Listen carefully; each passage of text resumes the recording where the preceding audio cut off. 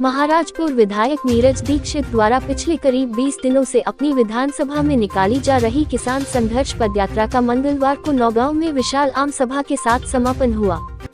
तहसील परिसर के सामने आयोजित की गई आम सभा में विधायक के अलावा बतौर मुख्य अतिथि पूर्व मंत्री जयवर्धन सिंह, प्रदीप जैन, चित्रकूट विधायक नीलांशु चतुर्वेदी, छतरपुर विधायक आलोक चतुर्वेदी, राजनगर विधायक नातीराजा, कांग्रेस जिलाध्यक्ष लखनलाल पटेल, कार्यकारी जिलाध्यक्ष गगन यादव ने आम जनता को संबोधित करते हुए भाजपा सरकार पर निशाना साधा। इस दौरान स्थानीय अधिकारी कर्मचारियों पर भ्रष्टाचार के आरोप लगाकर कांग्रेसी सरकार पर जमकर बरसे। मुख्य अतिथि जयवर्धन सिंह ने कहा कि भाजपा की सरकार झूठ बोलकर लोगों के साथ छलावा कर रही है और यही कारण है कि आने वाले समय में मध्य प्रदेश में कांग्रेस की सरकार बनने जा रही है। उन्होंने कहा कि हाल ही में भाजपा सरकार द्वारा प्रदेश में पटवारी भर्ती घोटाला किया गया है, जो कि युवाओं के भविष्य के साथ खिलवाड़ है। वहीं चित्रकूट विधायक नीलांशु चतुर्वेदी ने कहा कि चित्रकूट के लिए मुख्यमंत्री द्वारा की गई घोषणाएं पूरी नहीं हुई है। ऐसे में अंदाजा लगाया जा सकता है कि जो सरकार भगवान राम की नहीं हुई, वह आम जनता की कैसे होगी। इसके अलावा अन्य अतिथियों ने भी मंच से अपनी अपनी बात रखी।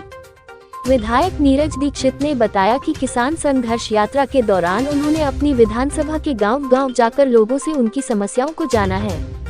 इस दौरान हर गांव से मिली जानकारी से यह स्पष्ट है कि एसडीएम कार्यालय और जनपद कार्यालय में जमकर भ्रष्टाचार मचा हुआ है। आम जनता भाजपा के इशारे पर काम करने वाले अधिकारी कर्मचारियों की तनाशाही से तंग आ चुकी है। उन्होंने बताया कि 700 किलोमीटर की पदयात्रा में उन्हें हर गांव से यह जानकारी मिली है कि एसडीएम कार्यालय और जनपद पंचायत में छोटे छोटे कामों के बदले उनसे पैसे लिए जाते हैं। इसके अलावा आम सभा में महंगाई, बेरोजगारी और विद्युत की समस्या पर भी चर्चा हुई। जी नीरज जी, किस तरह का कार्यक्रम था और यहाँ पर पूर्व मंत्री भी यहाँ पर आए, क्या कहना चाहेंगे इसमें? आज हम लगातार 20 दिन से गांव में पदयात्रा के माध्यम से निकले थे, जो हम करते रहते हैं, क्योंकि जब क्षेत्र में जाने का कोई बहाना चाहिए पड़ता है। चाहे वो बुजुर्गों की सम्मान यात्रा लेके निकले, चाहे किसानों की पदयात्रा लेके निकले, कहीं किसी न किसी बहाने से उनके बीच पहुंचते हैं। हर घर तक जाने का हम काम करते हैं और हर परिवार के दुखों को बांटने का काम किया जाता है। और जब गांव में हमने देखा है कि हम पिछली बार 4 महीने पहले सम्मान यात्रा लेके निकले थे बुजुर्गों की, 60 साल के ऊपर के हमने बुजुर्गों का सम्मान किया था। आप सब साक्षी उस चीज़ के गवाह हैं। तो उसमें कई गाँव में डीपीआर 6-6 महीने से ख़राब थी, लाइट के तार नंगे डले हुए थे, कई जगह तो तार ही नहीं थे।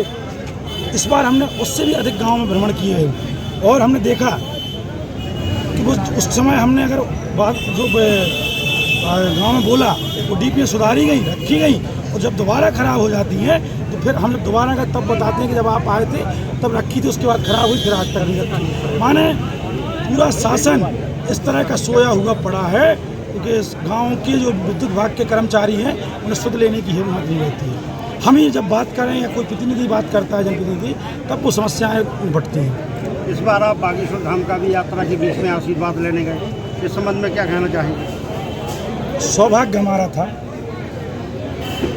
कि हम पदयात्रा लगातार 4 तारीख तक थी हमारी। 2 दिन का हमने गैप रखा था कि हम दौरिया में रहकर क्षेत्र की जो भी समस्याएं निकल के आई उसका एक खाका तैयार करेंगे। लेकिन माननीय कमलनाथ जी की यहाँ कथा थी, उनका भी आदेश आया, महाराज जी का आदेश आया कि तुम्हें मेरे साथ चलना है। 3 तारीख की रात में 10-11 बजे हम जब बड़ा गांव से फ्री हुए तो वहाँ से हमने सीधी गाड़ी छिंदवाड़ा के लिए निकाली और महाराज जी का आशीर्वाद लिया। और आज आशीर्वाद संतों का, क्योंकि नीरज दीक्षित ने पूरे दीक्षित परिवार पर, उस विधानसभा क्षेत्र पर बड़े बड़े संतों का आशीर्वाद रहा है इस परिवार पर। तो आज भी आप देखते हो मेरे यहाँ स्वागत द्वार पर सबसे पहले दद्दा जी के चित्र का स्मरण होता है और बागेश्वर महाराज के चित्र का स्मरण होता है। तो मेरा परिवार धार्मिक वृत्ति से जुड़ा हुआ है। आप 5 साल से विधायक हैं, उसके बाद में भी आज निधि चतुर्वेदी भी इस मैदान में उतरी हैं, क्या कहना चाहेंगे इसके बारे में? मैं इस मैटर पर कुछ नहीं कहना चाहूँगा, क्योंकि भारत के लोकतंत्र में सबको अपना अधिकार मांगने की इच्छा है, हक है, अधिकार है। जिसको जो अच्छा लग रहा है वो कर रहा है। मैं लगातार अब 4.5 साल से इन सबके बीच में हूँ।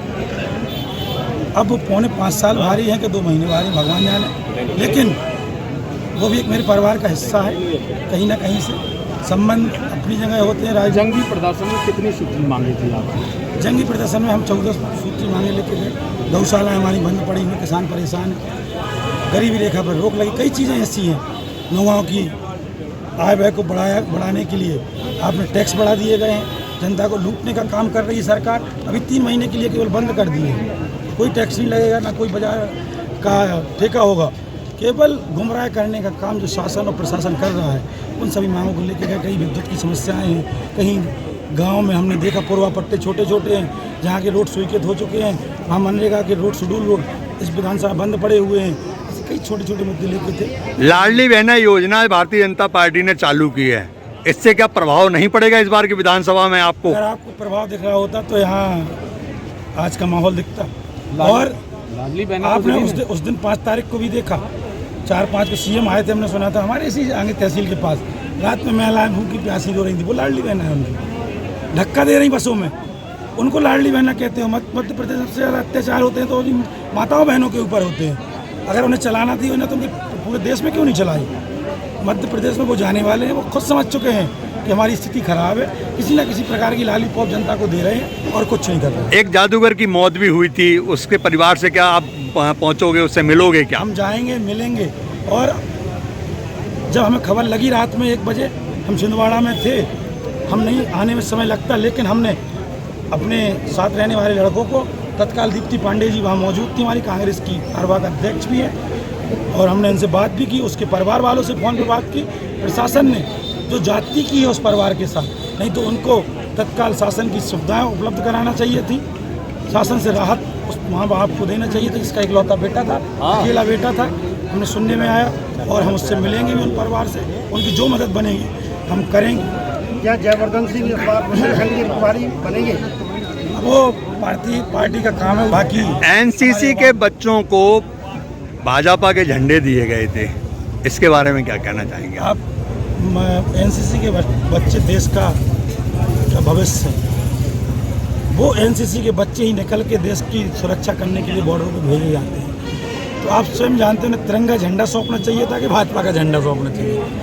उनने केवल नेताओं ने अपनी चापलूसी की, हम पब्लिक लेके आए, बच्चों को दबस दे के प्रशासन के दबाव में उन्हें झंडे पकड़ा दिए गए। पूरा लोकतंत्र की हत्या हो रही है इस देश की।